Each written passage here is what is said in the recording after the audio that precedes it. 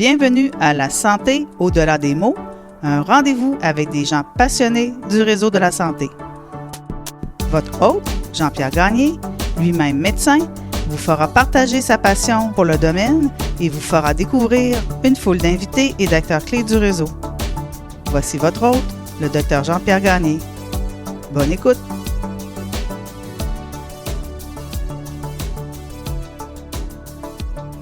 Cette semaine, je reçois Mme Marie-Claude Paré, présidente et chef de la direction de la Fondation du CHU de Québec.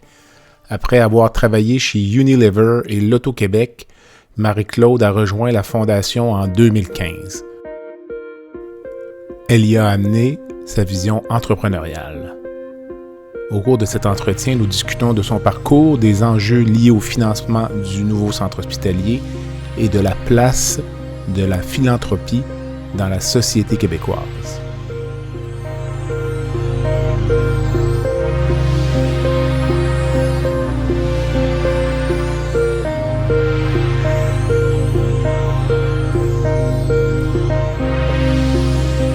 J'espère que cette entrevue vous convaincra de la place capitale qu'occupe la philanthropie dans le financement des soins de santé au Québec.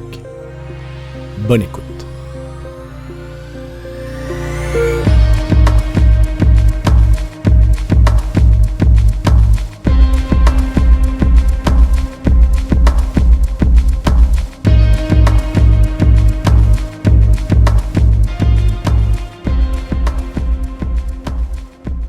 Marie-Claude, bonsoir. Bonsoir. Est-ce qu'on peut dire bonsoir Jean-Pierre? Bonsoir, oui, bien sûr, évidemment. Merci. Merci d'être prêté à l'exercice du balado « La santé au-delà des mots ». Tu es donc présidente et chef de la direction de la Fondation du CHU de Québec. Donc, on va mettre la table. Je vais te demander qu'est-ce qui t'a amené ici, donc, dans ta carrière, là, avant l'Auto-Québec. Il y a eu... Unilever ou Unilever? Unilever, effectivement. Écoute, moi, j'ai travaillé dans le commerce de détail qu'on appelle. Donc, j'ai travaillé à Montréal, à Toronto. Je devais m'en aller à Calgary. Okay. Donc, quand j'étais à Montréal, j'avais un poste de direction là-bas, chez Unilever, et je devais être transférée à Calgary. On avait regardé les maisons et soudainement est arrivée cette offre-là de venir prendre la direction générale de l'Auto-Québec pour l'Est du Québec. OK. Donc, l'Auto-Québec, oui. Mais revenir à Québec, oui. Avoir une direction générale, tu sais, une direction générale, il n'y en avait pas des tonnes à Québec à l'époque. Donc, on a fait pourquoi pas, les enfants étaient jeunes. Donc, on est revenu à Québec. Et j'ai travaillé là presque 10 ans chez l'Auto-Québec. Mmh. Et j'ai fait quand même le tour, pour être honnête. Là, c'est un poste que j'ai toujours dit que j'ai fait, qui m'a amené à être très impliquée dans la communauté. J'avais du temps pour le faire.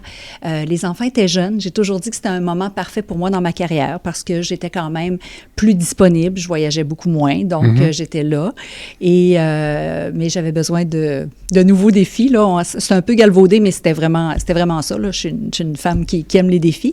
Et j'ai eu cette offre-là d'un chasseur de tête qui m'a dit il y a un poste de PDG pour une fondation.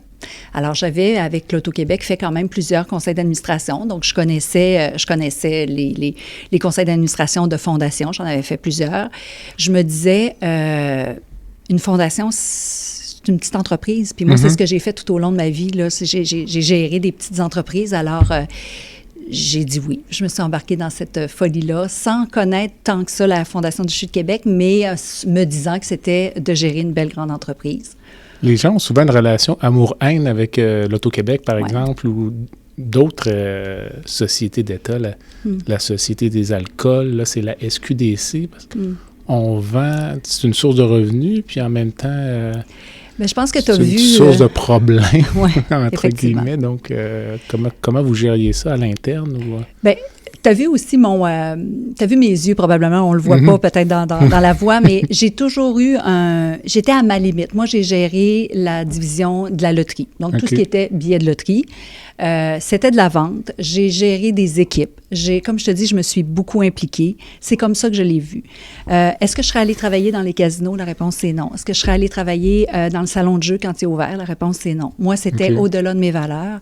Tu sais, des billets de loterie, des tirages, il y en a toujours eu. Fait que pour moi, il faut aussi être réaliste. Tout à fait. Hein? Il y en a. On en a tous pris un jour dans notre vie. Mm-hmm. On en fait, nous, une loterie à la Fondation. Tout le monde en fait. Donc, pour moi, il y avait comme un cadre qui était quand même correct. Mais je ne serais pas allée plus loin dans le cadre. Fait que c'est comme ça. Là. Je ne sais pas si tu comprends ma... En fait, je suis tout à fait d'accord. Puis en même temps, je me dis que s'il y aurait du jeu avec ou sans l'Auto-Québec. Mais il y en aurait. Moi, ce serait moins contrôlé. Peut-être. Exactement, mais ça l'était. Hein.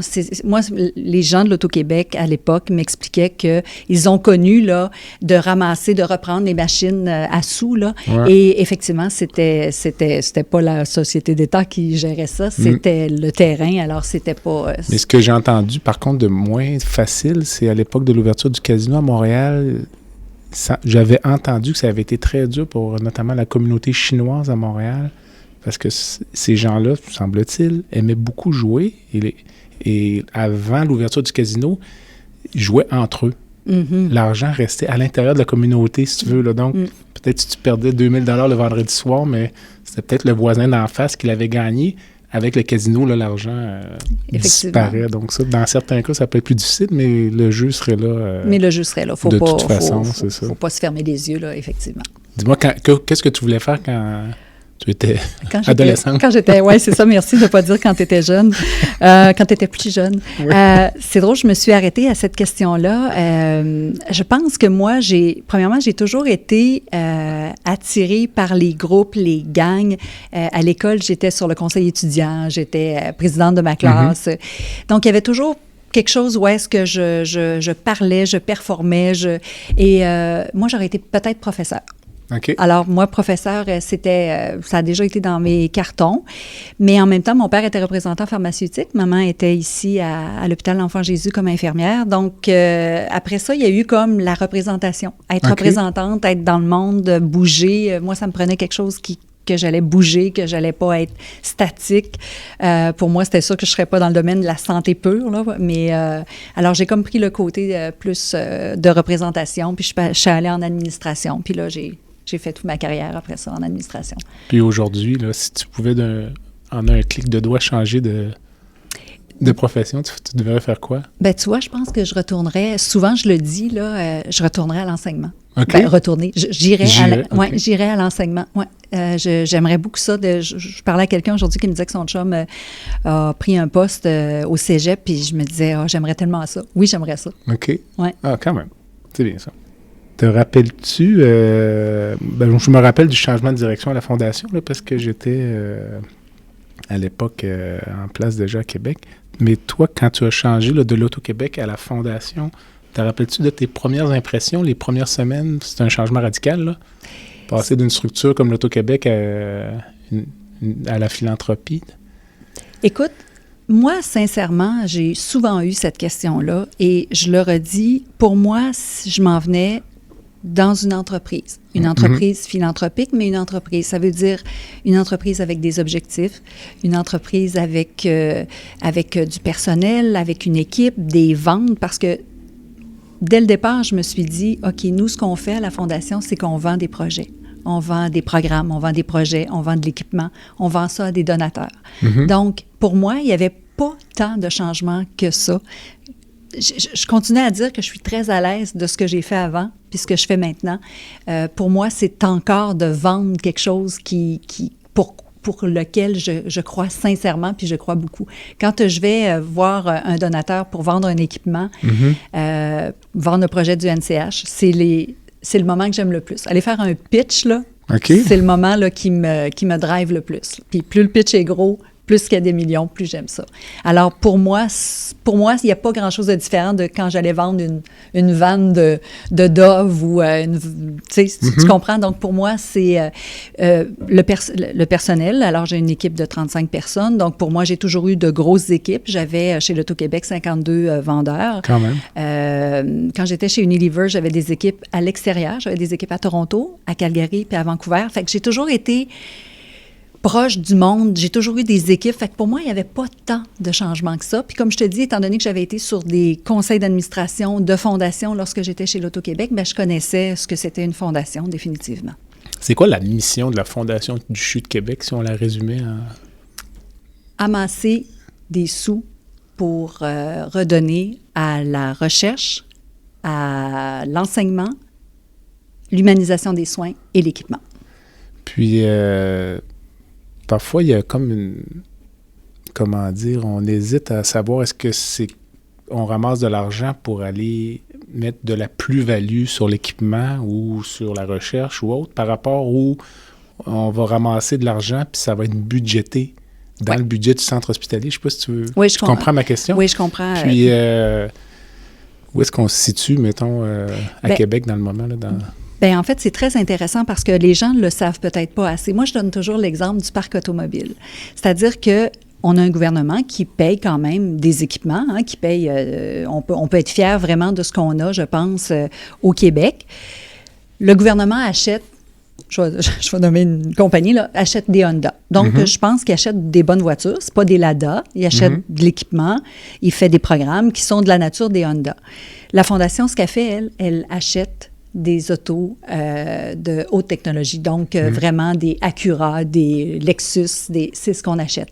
Et après ça, ce que le gouvernement est obligé de faire, c'est de garder son parc de Lexus. Il ne peut plus revenir au Honda. Il faut qu'il reste au parc de Lexus. Fait que c'est ça que ça fait, la Fondation. C'est un effet de levier. Okay. C'est-à-dire qu'une fois qu'on a acheté l'équipement qui est nécessaire, qui est upgradé, qui est vraiment quelque chose de haut niveau, bien après ça, le gouvernement, dans 10 ans plus tard ou 7 ans plus tard, quand c'est le temps de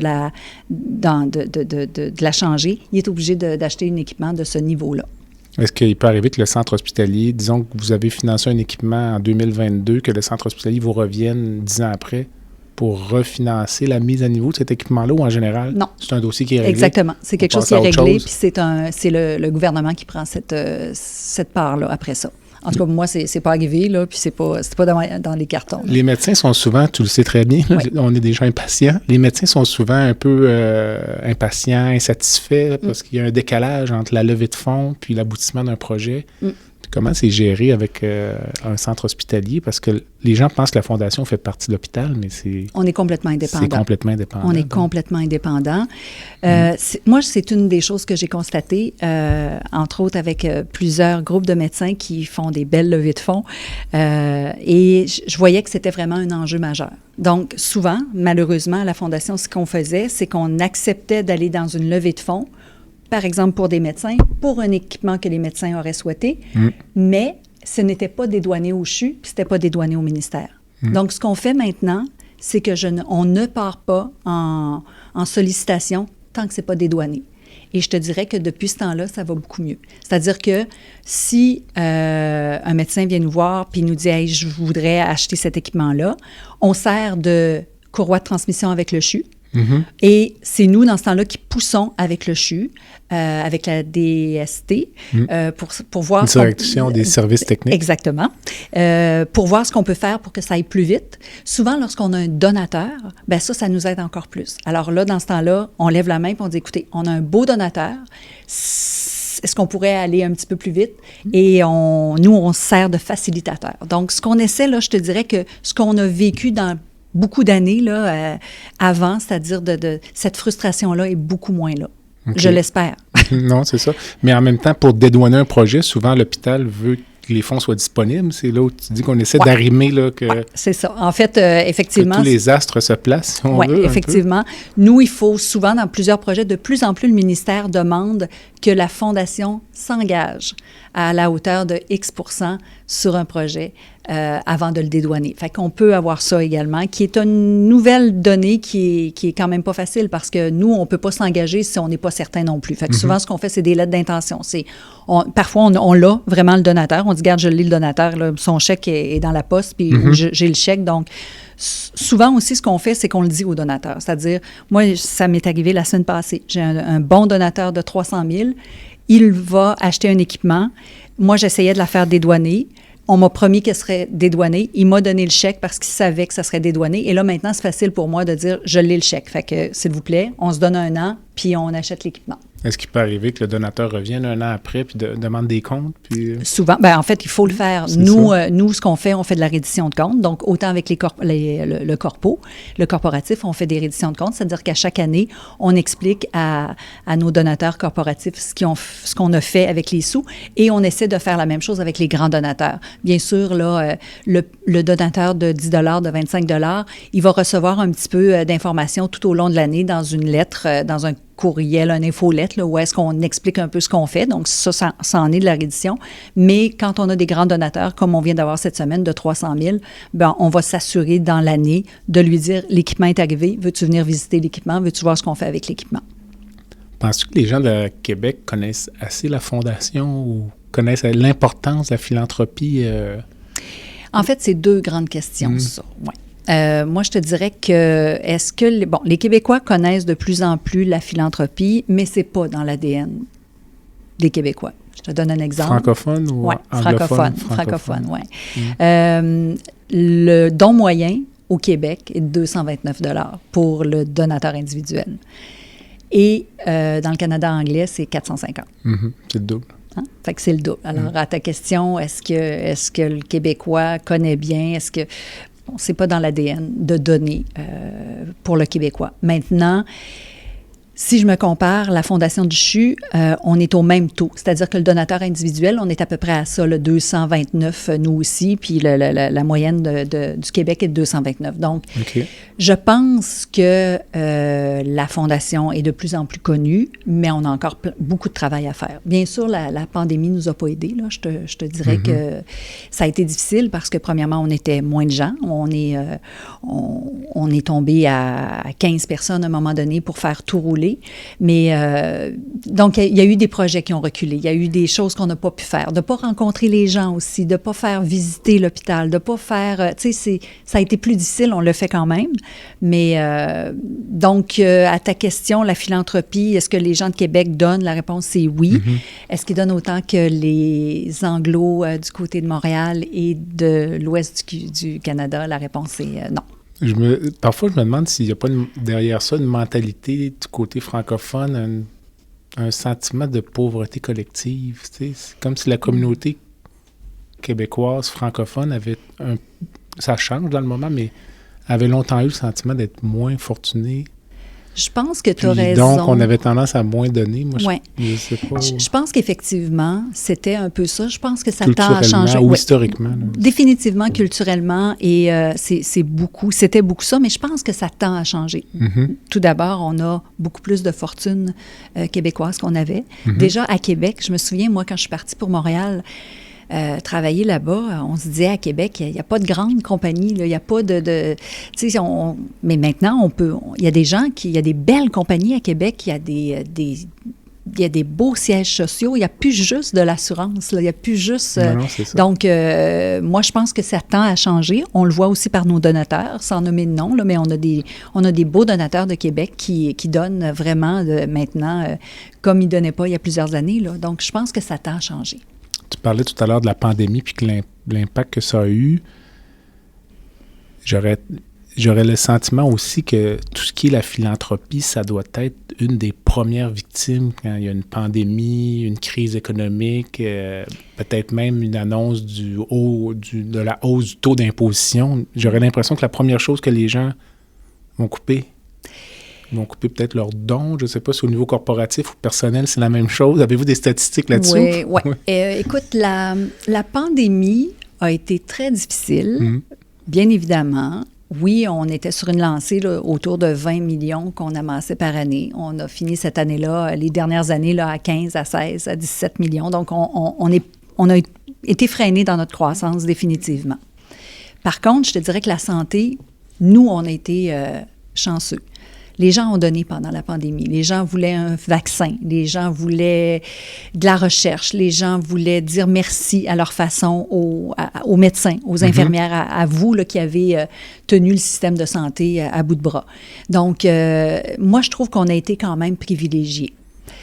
Par contre, là, la récession, là, le taux d'intérêt, là, les prix qui augmentent, moi, ça fait au moins 1 an et demi que je dis ça va nous frapper. Là. Ça va nous frapper à un moment donné. Ça, c'est certain. C'est la première place, premièrement, pour avoir été de l'autre côté. Dans les grandes corporations, souvent, c'est le premier endroit que ça coupe.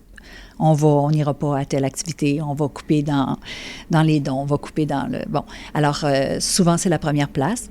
Puis, bien évidemment, les gens, l'individu, ben il va payer son épicerie avant de... Puis, il va payer toutes ces choses qu'il a à payer, son électricité qui a augmenté, tout ce qui augmente, ses taxes.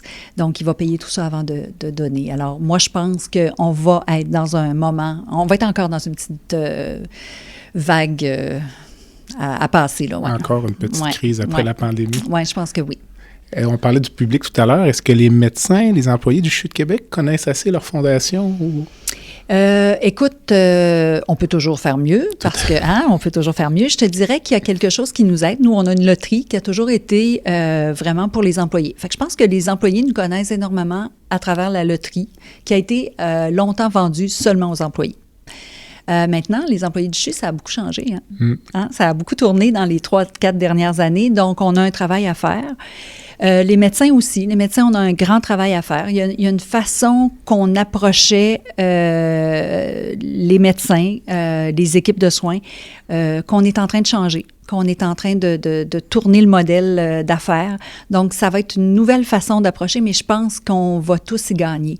Je pense que la façon qu'on avait de travailler en silo, individuellement, avec des fonds individuels, je pense qu'on veut vraiment changer le modèle pour avoir un pot plus gros, de sorte qu'on va pouvoir aider encore plus de gens, plus de médecins, plus d'équipes de soins. Puis ça, ben il fallait le faire. Donc, donc, on va continuer à travailler très fort, à aller voir les médecins. On a quelqu'un, ici, on a 2 personnes qui sont vraiment attitrées à aller rencontrer les médecins, leur parler de ce qu'on peut faire, de ce qu'on peut donner. Les employés, c'est plus difficile, mais ça passe par la loterie. OK. Les médecins, est-ce qu'il y a une catégorie de médecins qui sont plus faciles à recruter que d'autres? Parce que moi, je dois dire, moi, personnellement, quand j'ai commencé à travailler, je voyais moins la pertinence de la fondation ou de la philanthropie, là. Donc, ça, c'est un aveu. Tu sais, je connaissais à peu près rien. Puis, j'avais le réflexe de penser qu'on mettait déjà suffisamment d'argent dans le système de santé.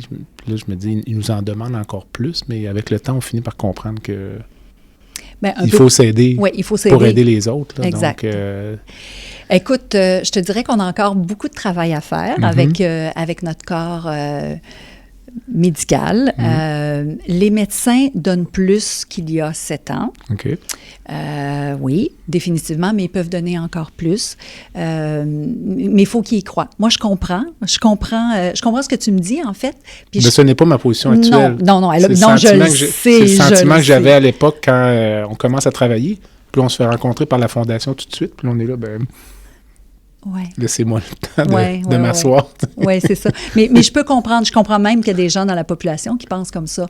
On paye déjà des taxes. On se fait souvent dire ça. Je paye mes taxes, donc. Mais avec ce que j'ai expliqué un petit peu plus tôt, c'est qu'on va pouvoir s'assurer d'aller aux endroits où est-ce que le ministère ne va pas. Exact. Donc, les médecins, au contraire, de plus en plus, ce qui est le fun, c'est qu'on a des groupes de médecins qui donnent ensemble.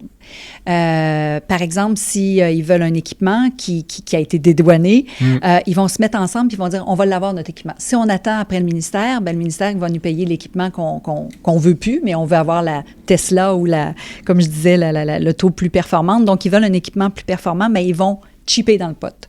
Alors, de plus en plus, on voit ça, des équipes de médecins. Et c'est ça que Mathieu fait ici, c'est qu'il va rencontrer des groupes de médecins, puis il travaille à avoir un but commun, puis un projet commun. Ça demeure, selon moi, là, vu de l'extérieur, oui, le peu que j'en sais, mais ça demeure quand même un enjeu qui est constamment renouvelé. Actuellement, il y a beaucoup de fatigue. Oui. Les gens sont un peu... Il y a beaucoup d'épuisement professionnel. Oui. Puis encore une fois, j'ai l'impression que ça doit être malheureusement, encore une fois, la Fondation doit être une des premières victimes de ça. On a un corps médical qui est épuisé, qui se fait solliciter. Oui, tu as raison. Puis lorsqu'il arrive quelque chose, puis là, je ne donnerai pas d'exemple pour pas que personne se reconnaisse, mais quand il arrive quelque chose exact au CHU, là, effectivement, c'est souvent nous qui payons. C'est comme si vous étiez les boucs émissaires, peut-être, à certains égards. Puis souvent, quelqu'un va dire, écoute, moi, je ne donnerai plus. Moi, c'est fini, je donne plus. C'est ça. Puis nous, on est indépendants. Ben puis souvent, c'est peut-être un programme de recherche, c'est peut-être une infirmière avec qui tu as travaillé puis qui ne pourra pas aller suivre une formation. Tu sais, nous, on aide, entre autres, les formations. Ça, c'est une chose que je pense qu'on a fait quand même pas si mal. Oui, les infirmières ont des formations, mais des formations à l'extérieur du Québec. Le ministère ne paye pas pour ça. Donc, c'est la Fondation qui donne des bourses pour que les infirmiers et infirmières puissent aller se former parfois à l'extérieur, en Europe ou ailleurs, aux États-Unis. Un médecin qui donne, il pourrait donner pour ça, pour une infirmière qui va aller se former ailleurs. Mm-hmm. Donc, c'est pas anodin. Alors, c'est pas toujours... Je pense que ce qu'il faut travailler dans notre société, puis ce qu'on essaie à la Fondation de faire très fort, c'est de travailler pour la collectivité. Mm. Et ça, c'est quelque chose qui est de plus en plus difficile. Mm. Hein? On sait que c'est difficile dans la société présentement de penser collectivement et ça va l'être encore beaucoup plus dans les prochaines années. Donc, les fondations de penser à la collectivité, de demander aux gens de donner ensemble pour un projet collectif, c'est pas toujours facile. Mm. Est-ce qu'il y a de la compétition entre les fondations? Quelqu'un qui veut donner là, le panier d'épicerie est assez plein. Là, donc, Tu sais, c'est pas... oui, il y a de la compétition. Faut le dire parce que la personne qui décide de donner... C'est sûr qu'il y a des corporations qui donnent à un et à l'autre, bien évidemment. Mais quand tu fais un don personnel, tu fais un choix. Puis, il faut qu'on soit les meilleurs pour que tu viennes donner ton don ici. Alors, de dire qu'il n'y a pas de compétition, c'est faux. Il y a de la compétition. À la fin de la journée, ce qu'on veut, nous, c'est amasser des dons. Donc, il faut avoir le meilleur projet, puis la meilleure façon aussi de le présenter, puis d'être les plus convaincants. On a des grandes fondations. On a la Fondation de l'Université Laval, qui est quand même une très grande fondation. Donc, l'hôpital Laval en est une, Centraide en est une. Donc, ce sont tous des compétiteurs. Parfois, on travaille ensemble, par contre. Ça peut arriver qu'on décide avec une fondation de s'associer, par exemple, la Fondation des pompiers. Là, on travaille sur un projet où est-ce que eux vont chercher des sous, nous, on va mettre des sous, puis on va aller ensemble dans un projet. Donc, ça arrive aussi qu'on travaille ensemble.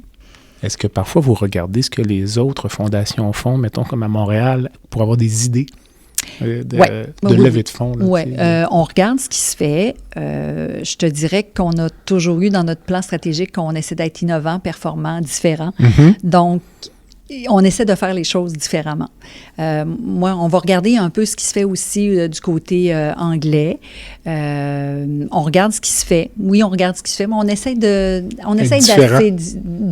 Oui, on essaie d'innover, définitivement. C'est quoi, je ne sais pas le terme exact, mais le ratio là, de dépenses par rapport les frais d'administration. Les frais d'administration, je pense que vous êtes quand même assez performant à ma connaissance. Oui, on a été toujours... Écoute, ça fait 7 ans, là, moi je peux parler pour les 7 dernières années, là, on s'est toujours tenu entre 13 et 16 %. Là. Je pense qu'on a été une fois à 17 %.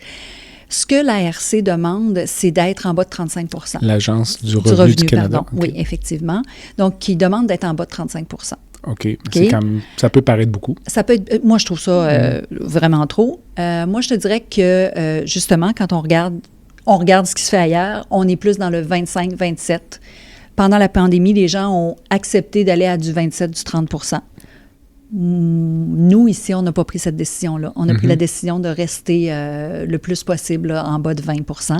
Je te dirais que cette année, ça sera peut-être la première année qu'on sera autour de 23 %. OK. Pourquoi? Parce que là, bien évidemment, les revenus ont baissé. Comme je t'ai dit, notre croissance a été... on n'a pas reculé, mais on n'est plus à la croissance qu'on voulait. Donc, il va falloir que les prochaines années aillent mieux. Mais notre personnel est revenu. Donc, c'est sûr qu'on ne peut pas faire... présentement, on est dans un grand projet collectif. On amasse des sous, entre autres, pour le nouvel hôpital. On pourra en parler. Mais, tu sais, là, nos frais, bien sûr, ont augmenté puisque là, tout le monde est revenu au bureau. Donc, on a des frais. Et nos revenus ne sont pas tout à fait là cette année. C'est la première fois que nos revenus vont être difficiles à faire cette année. On prend une courte pause. Avec plaisir. Le podcast La santé au-delà des mots est une présentation du groupe conseil Beauchamp, Beaulieu, Dessureau, Toupin de la financière Banque nationale Gestion de patrimoine. Comme nous croyons que la santé financière fait partie de la santé globale, nous sommes heureux de nous joindre au Dr Jean-Pierre Gagné pour vous souhaiter une bonne saison de La santé au-delà des mots. Tu veux lancer ton propre podcast mais tu ne sais pas comment t'y prendre? Pas de problème. Mouton Marketing peut t'accompagner de la conception au lancement.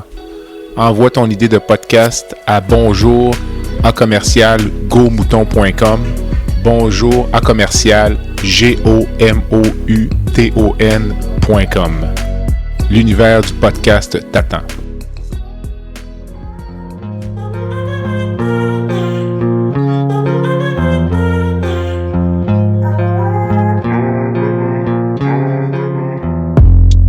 Visitez le site web du balado à www.baladosanté.ca au BALADO-SANTE.ca. Visitez également notre page Facebook. Envoyez-moi des commentaires, des suggestions d'invités et abonnez-vous au balado sur la plateforme de votre choix.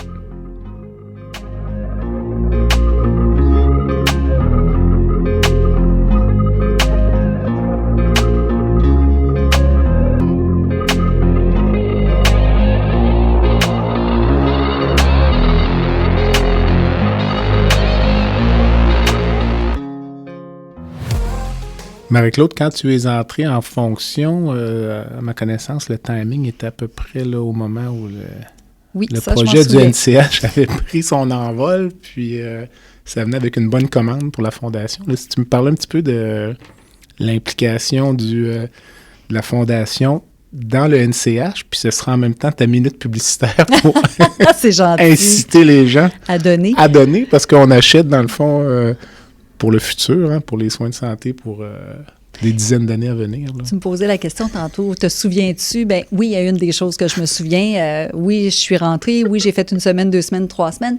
Puis, il y a quelqu'un qui a levé la main. Dans tout le début, là, je me souviens, c'était Mme Bourdon, à l'époque, la PDG du CHU, qui me dit « Oh, by the way, il faudrait que vous vous engagiez pour 60 millions. » En fait, c'était déjà dans les coffres.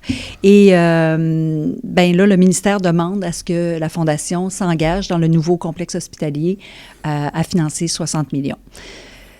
Là, j'arrivais. On était à la fin d'une campagne. Là, tu venais de jeter tes clés de l'Auto-Québec. Oui. Là, il était trop tard.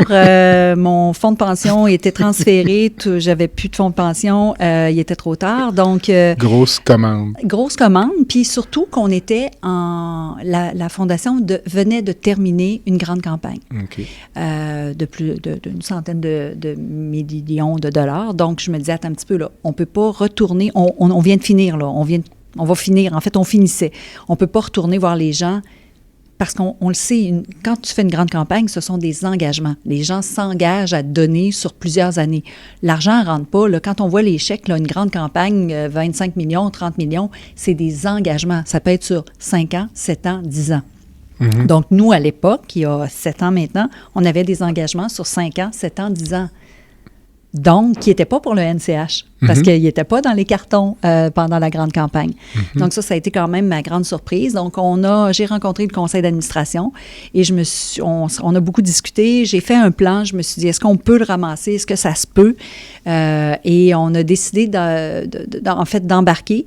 Il faut dire, puis ça, c'est quand même important de le dire, ce projet-là n'aurait pas vu le jour si la Fondation n'avait pas dit oui pour le 60 millions. Okay. Ça peut paraître des grenailles, 60 millions dans un projet de 2,2 milliards, mais maintenant, c'est comme ça. Si la Fondation ne s'engage pas, le projet ne levait pas.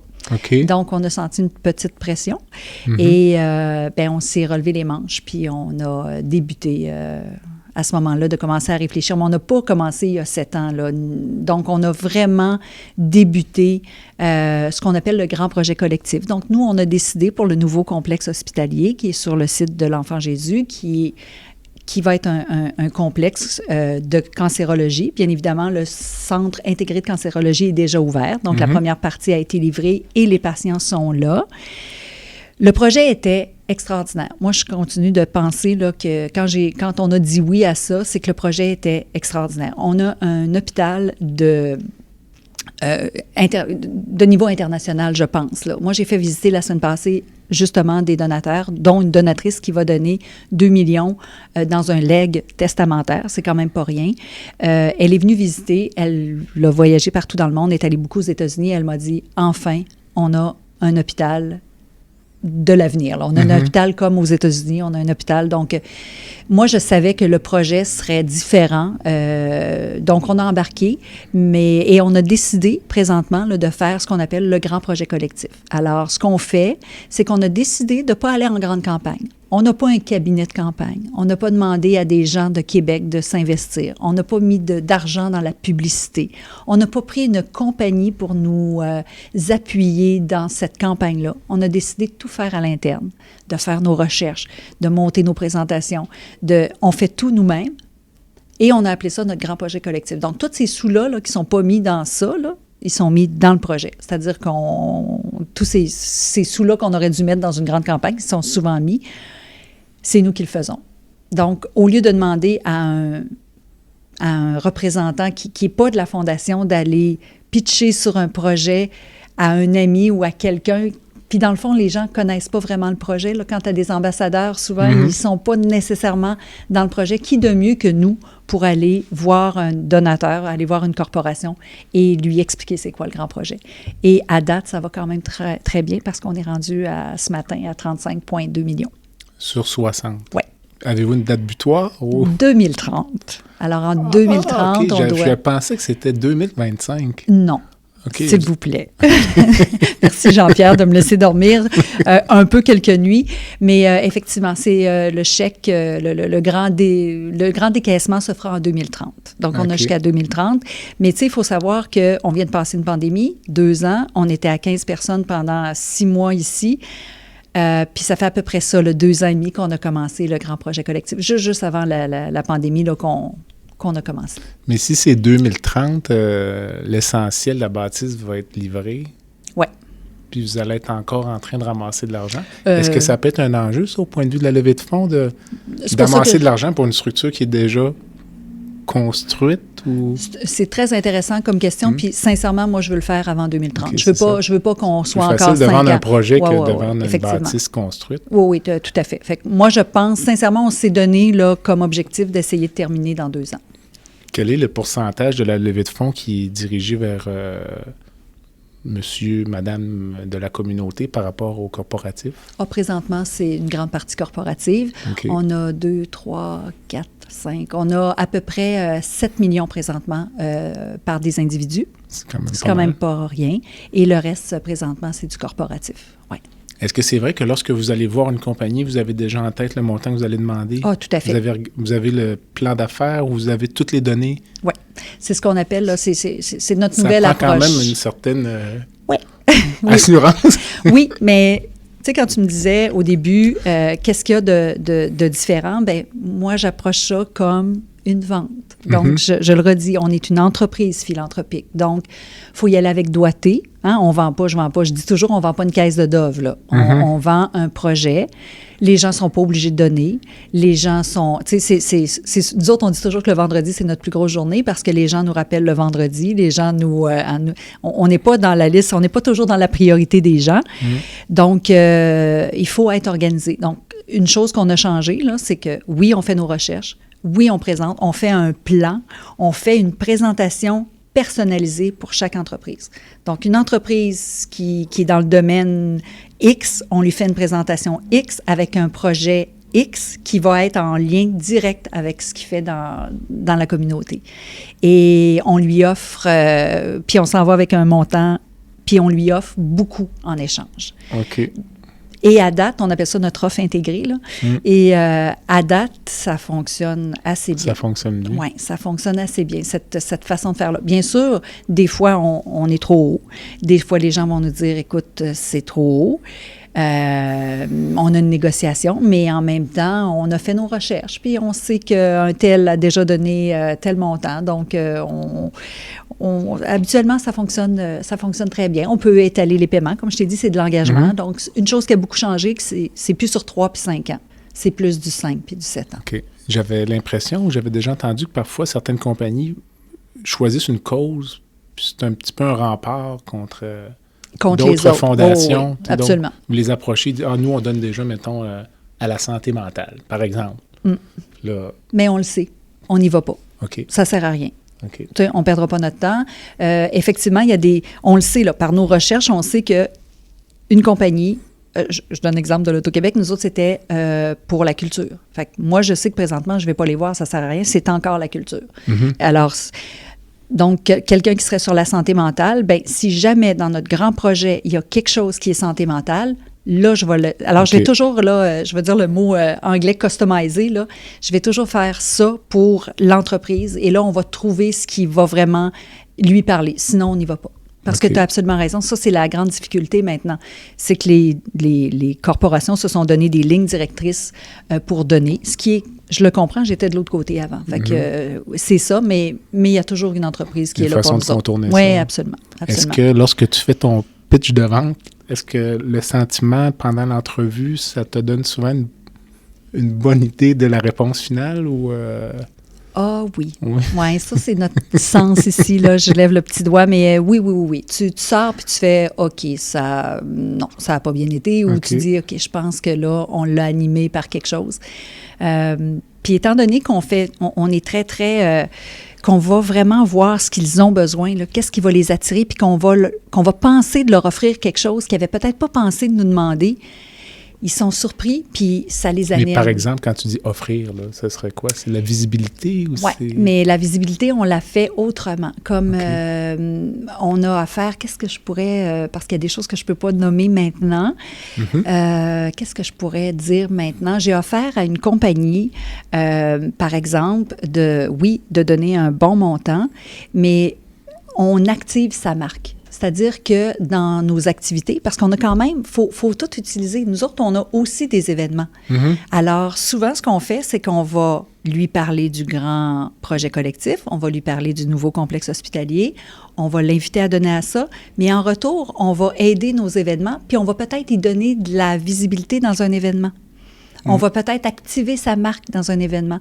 Par exemple, une entreprise qui aurait de la musique ou qui aurait des journaux ou qui aurait... pourquoi ne pas travailler avec ça et faire en sorte que les gens vont pouvoir utiliser la musique de cette compagnie-là dans un événement?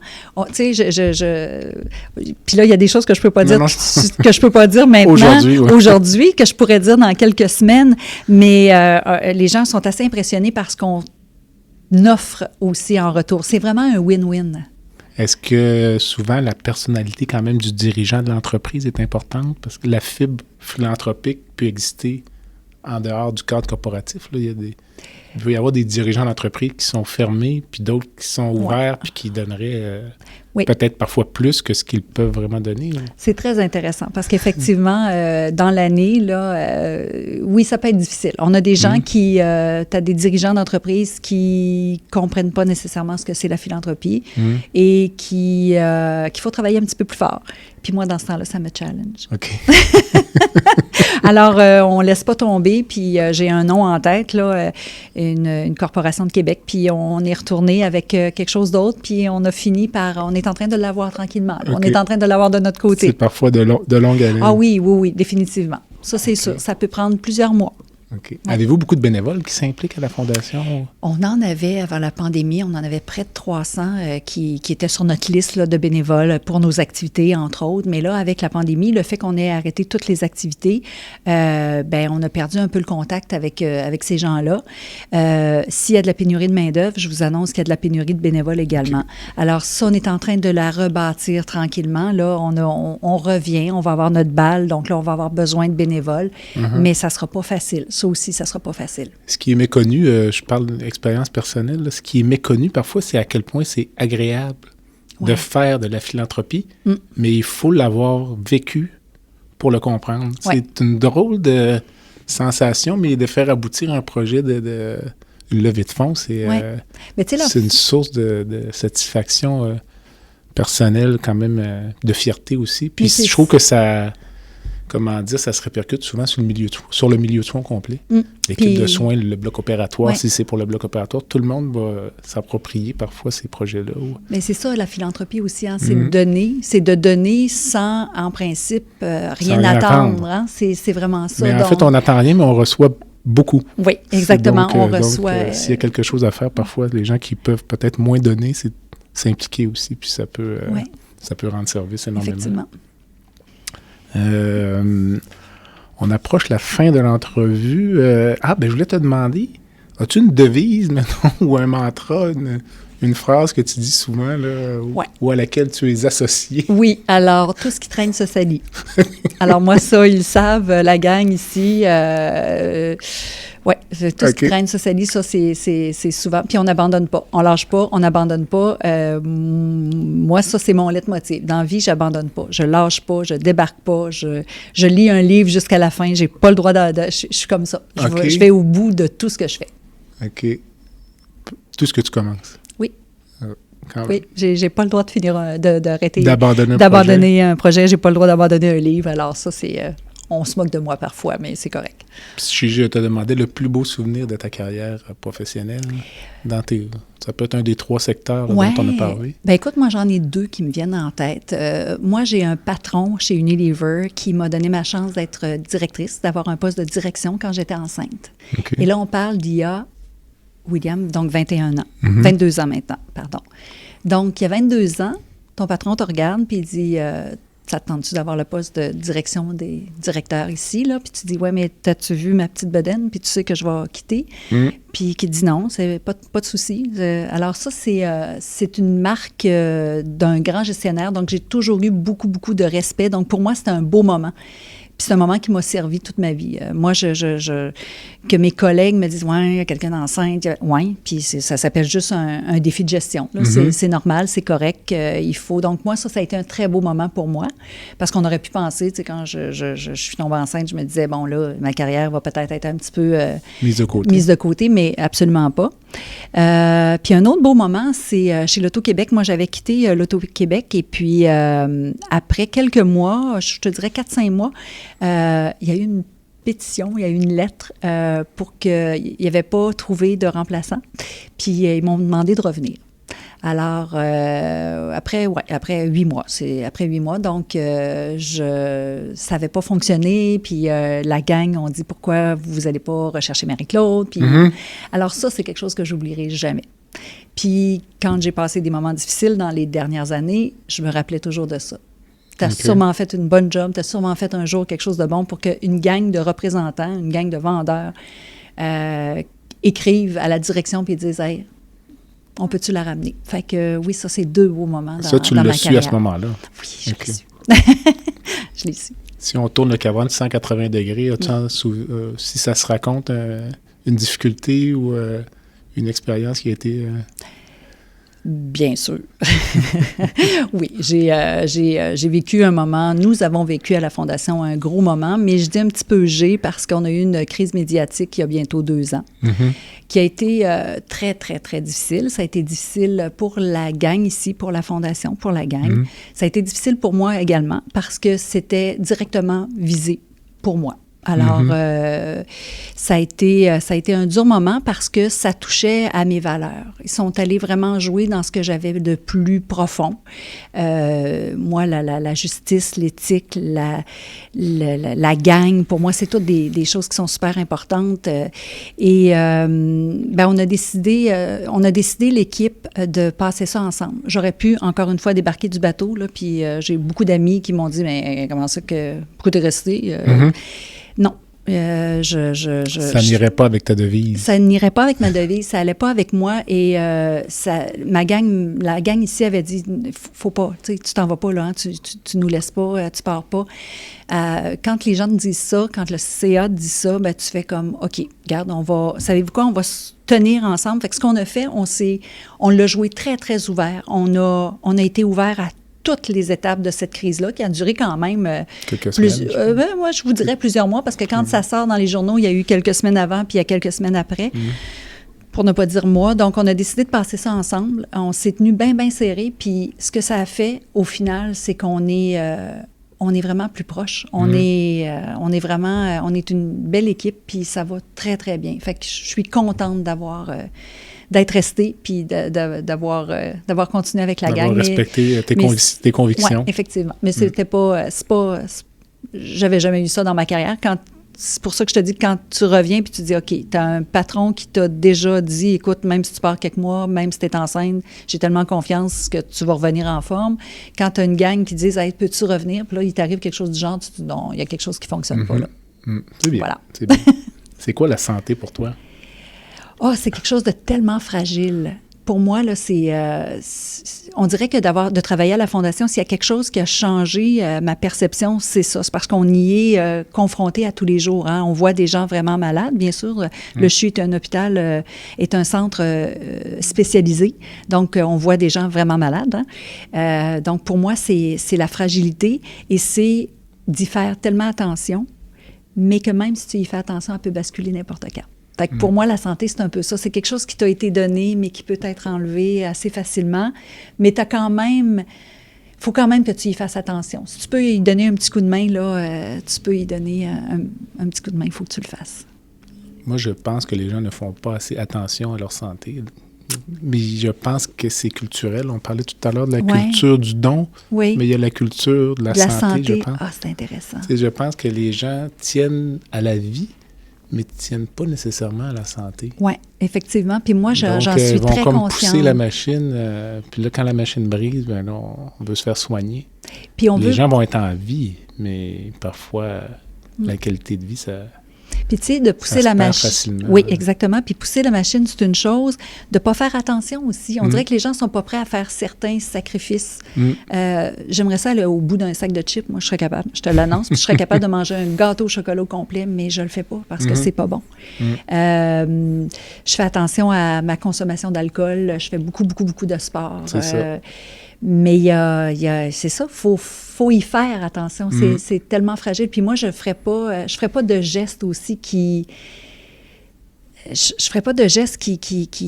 utiliserait, qui serait contre ma santé. C'est ça. Il y a plein de choses que je ferais pas. La fragilité. Oui, exactement. C'est bien. Alors, là, on approche vraiment la fin. Il y a toujours une petite section baguette magique. J'aime bien terminer comme ça. Règle générale. Alors, moi, je te la donne. On est face à face, puis je te laisserai changer une chose dans le système de santé. Aujourd'hui, en 29 novembre 2022. Moi, je souhaiterais qu'on ait plein de petits nouveaux complexes hospitaliers. Qu'on ait la chance de pouvoir changer, là, de pouvoir rénover, de pouvoir avoir d'autres nouveaux complexes hospitaliers. Okay. Si tu me donnais une baguette magique, là, je te dirais ce que je suis en train de voir là, au Centre intégré de cancer, là, puis ce qui est en train de se faire construire, là, j'aimerais donc ça qu'on soit capable d'en construire d'autres. Ça va passer par des choix de société, je pense. Et voilà. Et là, ça serait un autre podcast. Deuxième balado. Balado. Et si je reprends la baguette, je te laisse rencontrer une personne dans le monde, vivante ou décédée, pour faire une randonnée de vélo ou prendre un verre de vin. C'est ça. Ou les deux. Ou les deux. Bien, il y en a une qui serait probablement pas en vélo. Ce serait Jeannette Bertrand. OK. Madame Bertrand, pas pour son féminisme, féministe, pas juste pour ça. C'est vraiment parce que c'est une femme qui est allée ailleurs, qui a innové, qui n'a pas eu peur, qui a avancé dans des chemins qui étaient pas dessinés pour elle. Puis, oh mon Dieu, que j'aimerais ça la rencontrer, cette femme-là. Puis, ma deuxième, qui est dans les dernières années, c'est Sophie Brochu. C'est drôle, on l'a vu un petit peu plus dernièrement, mais je me souviens d'avoir vu une entrevue juste avant de passer mon entrevue pour venir à la Fondation. Je l'avais vue à la télévision, je l'avais vue en entrevue, puis cette femme-là m'avait énormément inspirée et elle continue de m'inspirer. Parce que c'est une femme c'est pas une femme de pouvoir, c'est une femme de collectivité, de choix de société, qui va pas, elle va pas faire des choix pour elle, mais elle va les faire pour l'entreprise pour qui elle travaille. Elle va le faire pour la société, pour la collectivité. Pour moi, ça, c'est une influenceuse. Donc, pour moi, c'est... Deux choix. Oui, effectivement. C'est bien. Je ne te demanderai pas quelle fondation tu supportes. Alors, la Fondation du CHU, mais je suis ouverte aussi. Je sais ce que c'est. Alors, quand on m'approche pour d'autres fondations, je donne aussi. Là, Je ne donne pas des grands montants comme je donne ici à la Fondation, parce que quand on croit ce qu'on fait, on donne ici aussi. Mais ça m'arrive tout à fait de donner parce que c'est important. Puis ça fait partie de mes valeurs, alors. Il manque combien d'argent pour le nouveau NCH?